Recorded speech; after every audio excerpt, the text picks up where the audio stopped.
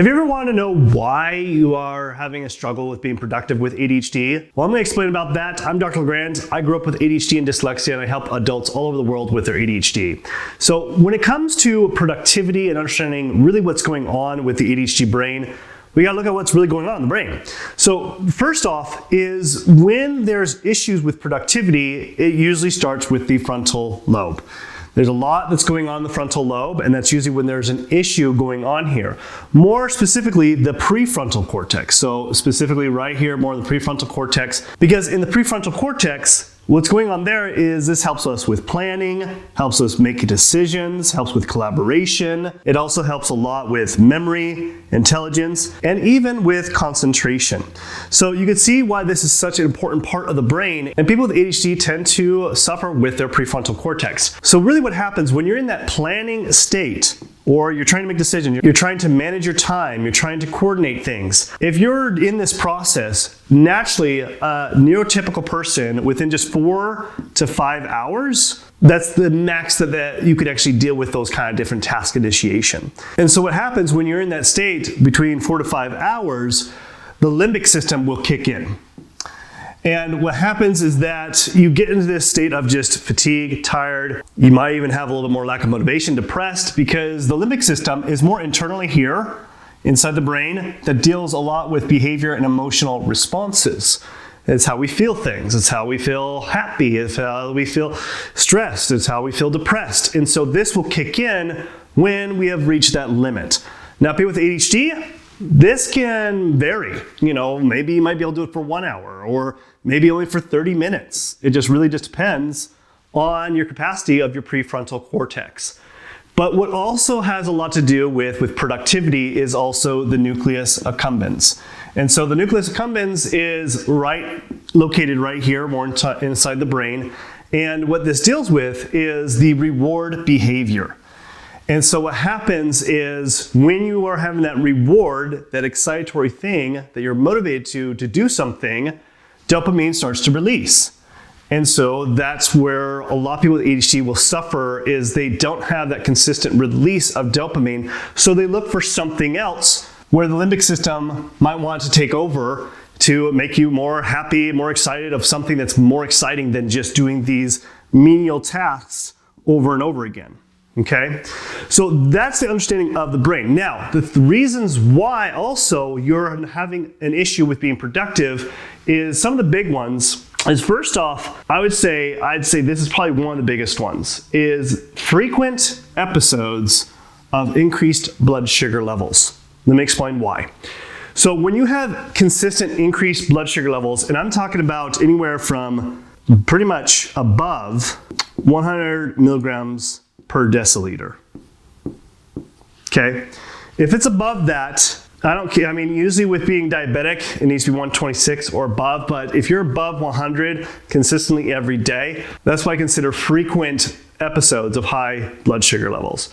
And so when you have that consistency, one of the big things that you've got to be really concerned about is there's been known to have brain cell death, because what happens is when you have consistent high sugar levels, it causes more inflammation to the brain, and it causes more stress to the brain cells.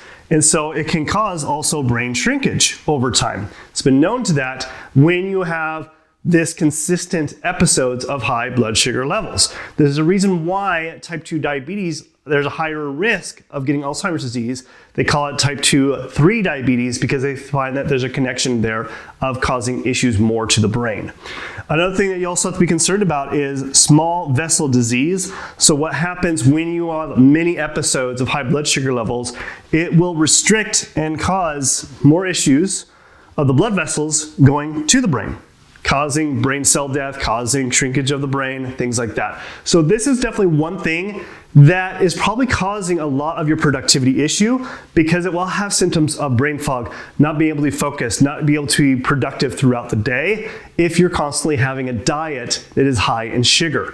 Now, the second thing that we need to look out for that I think is a really big issue is definitely stress. Stress is probably one of your biggest indicators that is making a big issue with your productivity. And some of the big things that you need to be looking out for is really, what is your work environment? If the work environment is stressful it's going to be very difficult for you to be productive. You need to change your job. I mean, this is something that you definitely should be considering. The other thing is your home life. Is the home life and your relationships in shambles right now? And is there something that you can do, whether that is going to therapy, to fix that can help with your productivity? Because that is always going to be in the back of your mind if there's certain relationships and the home life is not so great. The other thing is also just your environment. So things that you get exposed to chemically from the air that we breathe, but also even the things that we do consume too can also cause detriment and more oxidative stress to the brain. So those are things to really kind of consider about stress.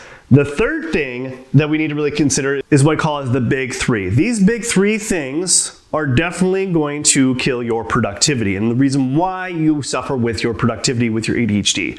And that is lack of sleep. If you don't get good sleep, you're going to not be productive, period. And so if you're having sleep issues, if you're not getting at least 7 to 8 hours of sleep, you need to be treating that and addressing that. And you will see big differences within your ADHD alone by just addressing the sleep situation. The other thing is lack of physical activity. I know we get really busy in life, and so a lot of times, even myself included, where we don't put physical activity as a priority. And anytime that I put this on the back burner, my ADHD symptoms start to creep back in.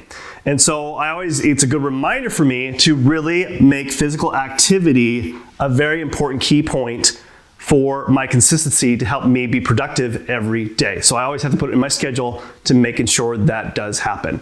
The other thing is lack of adequate nutrients. And probably the biggest nutrient that I see is not consistent with people with ADHD and why they're not so productive is protein. Protein is probably one of the most important macronutrients for people who suffer with productivity issues and who have ADHD, because it has very vital amino acids that help with things like dopamine, help with things within our hormones, help with things that are going to keep us motivated and have the energy to be focused and productive throughout the day. Okay, so those are the big three. So remember those big three things. If you are suffering in any of these areas, you definitely need to be stressing that. If you're someone that is really suffering with your productivity and your ADHD, then you should download my free guide in the description below, my ADHD health guide, that explains all the things you can do to help with your ADHD. So download that in the description below. Now, the fourth thing that I'd say that's also really important is distractions. Okay, so distractions are definitely going to suck your productivity. Every time that you get distracted, it will take you about 20 to 30 minutes just to get back into focus mode. So if you can eliminate the distractions, some of the biggest ones are going to be your technology, so your phone. If you need to turn off your phone, put it in a different room, that will help you be productive immensely, especially with an ADHD brain. Also, family and friends that maybe be distracting you consistently, that maybe you need to have some boundaries and limits of letting your family and friends know when you're supposed to be working and being more productive. And that all goes along with possibly putting your phone on silent completely, because maybe it's your family and friends that are contacting you and making a big distraction. The other thing is also environment. So this can be depending on where you work in your workspace. If you are next to a window and you see things outside and that's distracting, that can be also a nuisance as far as a distracting deterrent. But also on top of that, there could be other things in your environment, such as noise in your house or in your workspace, that they can present a lot of distractions, especially if they're happening on a regular basis. I'll share you a story of just a recent one I had. I had a neighbor that all of a sudden, she decided to open up the door and she had this really noisy bird. And it constantly would make very annoying noises. And I was like, what the heck? What's going on here? Did she get a new bird? And I let it go for a couple months, and I would get distracted so many times and my work productivity started to plummet. Finally, I decided to go talk to the neighbor, and I asked her, hey, did you get a new bird? Like, what's going on here? And she's like, oh no, we've had this bird for years. Sorry about that. We decided to open up the door because it got really hot.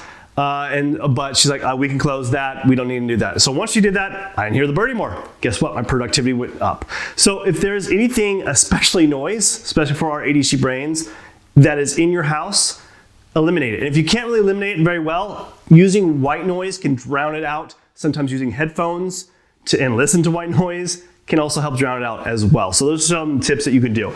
Now, the other one here is number 5, is starting too late in the day.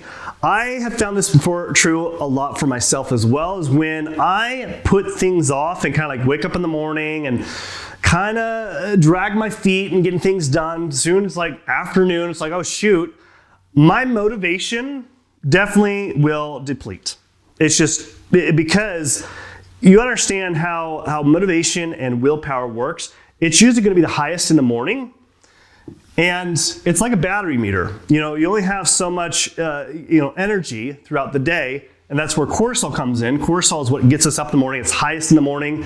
It's right there highest in the morning, and then it starts to deplete all the way down until the evening time. So we really should utilize the morning time and starting right away. The most important things so that we can be really productive instead of dragging our feet till the end of the day.